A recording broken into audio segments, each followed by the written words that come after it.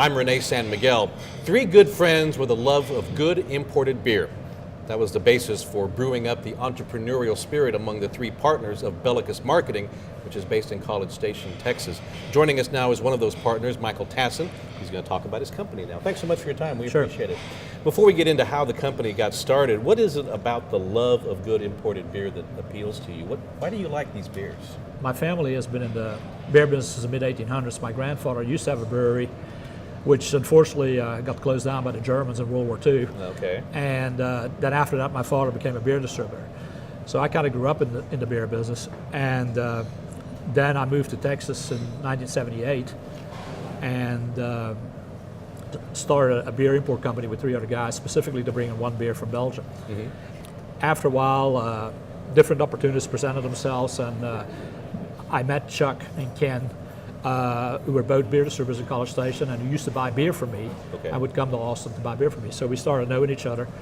And then when Young's became available and was looking for a nationwide importer, they called us and we jumped on it. And then with an established brand like Young's in our portfolio, which was our only beer at first, we managed to convince other breweries to give us their products. Okay, so they all saw that, and that added credibility to you, and you got it. And so we picked up Belhaven and and other Belgian beers. And what exactly is the mission for Belukus? What are you trying to accomplish with the company?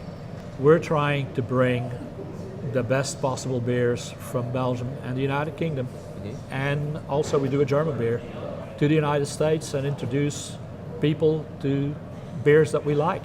And who is the audience here? Who's the target audience for this kind of imported beer?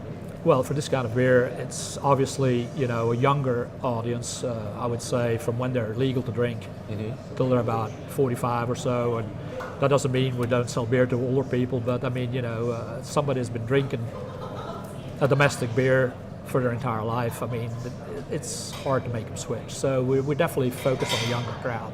But I mean, that leads into my question about what should, if I am in that target market, but I want to try these beers and I want to see what the hype is about a good imported beer. How should I prepare my palate for what I'm going to be tasting here?